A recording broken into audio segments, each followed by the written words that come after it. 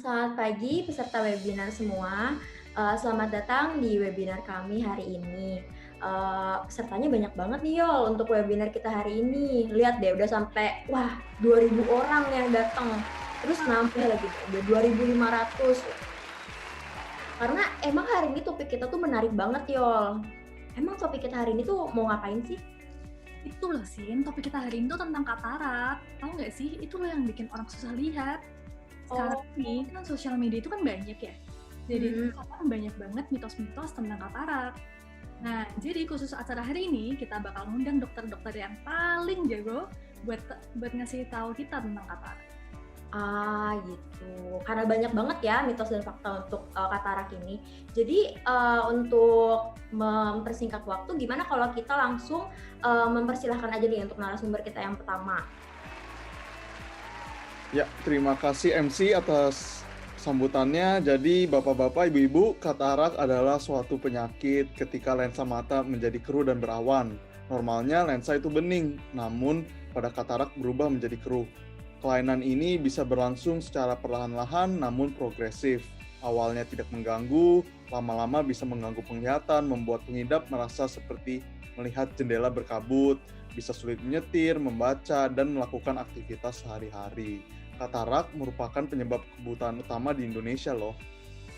Jadi baik untuk Bapak Ibu, faktor risiko untuk katarak sendiri ada beberapa. Misalnya trauma, kalau misalnya mata terbentur, atau ada serpihan benda tajam yang masuk ke mata. Kemudian ada misalnya penyakit tertentu, misalnya diabetes atau hipertensi. Kemudian kebiasaan merokok, kemudian paparan sinar matahari secara langsung, riwayat keluarga, dan yang paling sering adalah penuaan. Jadi kan penyebab katarak yang paling umum ditemui adalah akibat proses penuaan. Jadi semakin bertambahnya usia, lensa mata menjadi semakin tebal dan tidak fleksibel, yang pada akhirnya menyebabkan pandangan menjadi kabur dan tidak tajam. Jadi perubahan lensa itu diawali jadi lensanya warna kuning kecoklatan ringan, tetapi semakin memburuk seiring dengan bertambahnya waktu. Untuk gejalanya sendiri, biasanya katarak datang dengan keluhan penglihatan buram seperti terhalang kabut yang tidak dapat diperbaiki dengan kacamata. Karena bisa kita lihat di sini, lensanya sudah keruh seperti ini, seperti yang jelas seperti tadi. Nah, selain itu, juga ada gejala khas dari katarak yang harus kita waspadai, di mana biasanya pada penderita orang tua atau penderita presbiopia, mereka merasa mereka baikan tanpa menggunakan kacamata untuk membaca jarak dekat, namun buram saat melihat makin jauh. Nah, hal ini kita sebut dengan fenomena second sight. Pada teman-teman atau Bapak Ibu sekalian menemukan kondisi seperti ini, justru harus waspada bahwa ada kemungkinan terjadinya katarak ini sendiri. Jadi umur adalah salah satu faktor risiko yang berkontribusi paling signifikan dalam katarak, dan memang tidak dapat dipungkiri bahwa akan terjadi kekeruhan lensa seiring bertambahnya usia. Pencegahan yang dapat dilakukan adalah dengan menghindari faktor risiko lainnya, seperti misalnya berhenti merokok, mengurangi konsumsi alkohol, lalu melindungi mata dari cahaya matahari yang terlalu lama dengan memakai kacamata yang dapat menghalangi sinar ultraviolet, lalu mengonsumsi makanan kaya akan antioksidan seperti sayur dan buah-buahan, lalu mengontrol kondisi medis lainnya seperti misalnya diabetes, dan juga melakukan pemeriksaan mata secara berkala. Jadi Bapak Ibu, untuk pengobatan dari katarak sendiri itu merupakan cara satu-satunya adalah melalui operasi ya Ibu. Jadi untuk operasi ini sendiri nanti hanya sebentar saja, nanti di mana dilakukan pembiusan lokal dan tidak perlu menginap di rumah sakit. Di mana nanti lensa yang keruh yang sudah dijelaskan oleh Dr. Moses itu akan diganti dengan lensa buatan. Nah, lensa buatannya ini lensa nama IOL ini dapat digunakan seumur hidup. Sekarang operasi katarak sendiri sudah sangat mutakhir, sudah sangat canggih Bu, Bapak. Jadi tidak perlu ditakutkan karena tindakan operasi katarak ini ada namanya menggunakan mesin vakuoemulsi. Di mana menggunakan mesin vakuoemulsi ini sayatannya sangat kecil dan pasien itu bahkan bisa sampai bebas jahitan, balutan mata dan tidak ada pendarahan. Jadi sehingga proses penyembuhannya itu akan lebih cepat lagi Bapak Ibu.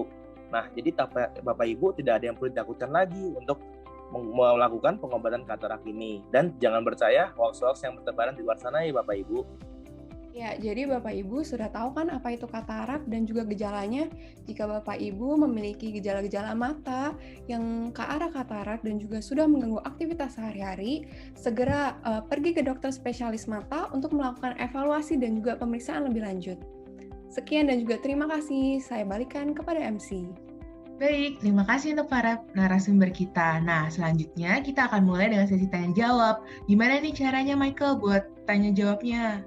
Nah, betul banget. Habis ini kita bakal masukin sesi tanya jawab. Untuk peserta yang ingin menanyakan pertanyaannya bisa menggunakan fitur raise hand, kemudian nanti akan saya panggil, lalu peserta itu akan menyalakan mic-nya. Tanpa menunggu lebih lama lagi, silakan untuk penanya pertama. Ini sudah ada dari Ibu Lala. Silakan Ibu Lala mengajukan pertanyaannya. Dok, saya mau tanya dok, saya dengar tuh dok dari tetangga saya, dia kan habis operasi katarak, terus katanya kataraknya balik lagi. Emang bisa kayak gitu ya dok? Oke, baik. Terima kasih Ibu Lala buat pertanyaannya. Nah, mengenai katarak bisa balik atau tidak? Nah, itu jawabannya tidak. Itu kurang tepat. Kenapa? Karena pada saat operasi katarak itu kan lensanya diambil, kemudian ditanam lensa buatan. Nah, lensa buatan ini tidak bisa terjadi katarak. Tapi pada saat operasi bisa jadi ada bagian yang ditinggal, namanya kapsul. Nah, si kapsul ini bisa mengalami kekeruhan. Nah, gejala dari kekeruhan kapsul ini bisa jadi menyerupai katarak, makanya orang kira kataraknya balik lagi. Padahal bukan. Nah, ini yang disebut dengan katarak sekunder. Tapi tenang aja Bu, kalaupun memang terjadi, itu bisa ditangani dengan cepat dan mudah dengan prosedur laser. Seperti itu. Apakah menjawab? Oh, begitu ya dok. Terima kasih ya dok. Baik, terima kasih sekali penjelasannya Dr. Stella. Semoga sudah sangat jelas ya Ibu Lala ya. Untuk selanjutnya kita akan lanjut ke pertanyaan kedua. Halo, aku mau nanya nih. Kemarin-kemarin aku tuh nonton video TikTok. Kalau misalnya katarak itu nggak perlu dioperasi ya, bisa pakai kacamata UV aja. Aku boleh kasih lihat nggak TikToknya? Tanya, katarak sembuh harus operasi. Oh, jadi menurut kamu kayak gitu? Mau? Mata dicongkel-congkel sakit berdarah-darah? Makanya pakai kacamata anti UV aja. Sobat Miss Queen, 50.000 juga kebeli. Langsung aja beli deh gue. Astagfirullah, kok kayak gitu sih di masyarakat ada video begituan ya? Aduh, kita udah selesai edukasi berkali-kali, tapi masih ada juga yang kayak gitu. Nggak ngerti aku emang masyarakat, pola pikir masyarakat Indonesia itu nggak benar. Yang benar tuh emang katarak satu-satu jalannya memang harus operasi. Itu nggak sakit kok, orang waktu cuma 20-30 menit udah kelar. Habis itu nggak ada infeksi pura, juga infeksinya kecil, terus habis itu cuma sayatannya kecil, nggak ada yang mau ditakutin lagi sekarang. Jadi kalau udah katarak, buru-buru segera operasi. Aman kok operasinya, ada dokter-dokter canggih seperti tadi dokter-dokter yang sebelumnya. Oh gitu ya dok, ya udah deh dok, saya nggak percaya TikTok lagi kalau gitu. Baik, terima kasih Dr. Aldi atas penjelasannya. Jadi buat para peserta, jika melihat TikTok seperti itu nggak boleh percaya ya dok ya. Baik, untuk penanya berikutnya, apakah para peserta masih ada yang ingin bertanya? Masih ada nih Gap. Untuk penanya ketiga ini ada Saudara Novi, silakan. Dok, mau tanya, katarak itu cuma muncul karena faktor usia aja ya? Berarti kalau yang muda nggak bisa kena dong dok? Iya, terima kasih Bu Novi untuk pertanyaannya ya. Jadi meskipun katarak itu suatu proses yang muncul karena faktor penuaan, tetapi tidak berarti kalau katarak itu tidak dapat terjadi pada orang yang masih muda. Jadi beberapa hal seperti penyakit tertentu, merokok, sering terpapar sinar matahari, cedera pada mata, penggunaan obat steroid dalam jangka waktu yang lama, dan sebagainya itu bisa memicu kemunculan katarak dini. Nah, baik nih, selanjutnya ada seseorang yang mau memberikan testimoni buat kita semua.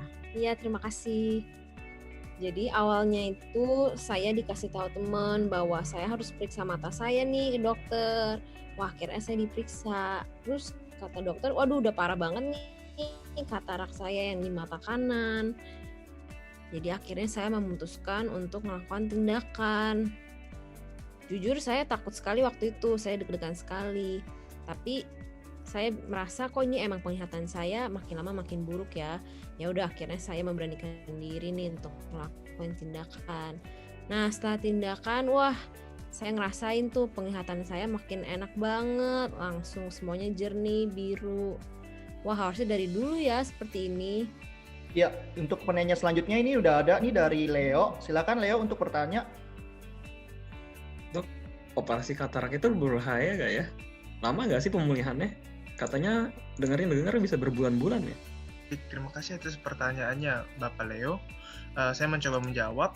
Jadi untuk operasi katarak sendiri itu memang setiap operasi kita akan menemukan adanya komplikasi-komplikasi atau resiko-resiko yang dapat ditemui. Namun Bapak Ibu jangan khawatir karena sekarang proses untuk operasi katarak itu semakin canggih seperti yang sudah dijelaskan oleh Dr. Aldi sebelumnya. Kita sudah dapat menggunakan namanya teknik vakoemulsifikasi di mana resikonya sangat kecil dan juga akan membantu hasil yang lebih maksimal. Untuk pemulihannya sendiri, sebenarnya beberapa dokter dapat langsung memberikan pasien untuk bisa langsung melihat setelah operasi atau jarak 1-2 hari. Namun, biasanya untuk aman kita akan simpan untuk beberapa minggu, seperti 2 minggu kalau saya biasanya. Terima kasih. Nah, kita masih punya satu orang penanya, yaitu Saudari Felicia. Untuk Saudari Felicia, silahkan diajukan pertanyaannya. Selamat siang, Dok. Jadi saya itu disarankan sama dokter mata untuk melakukan operasi katarak nih, Dok.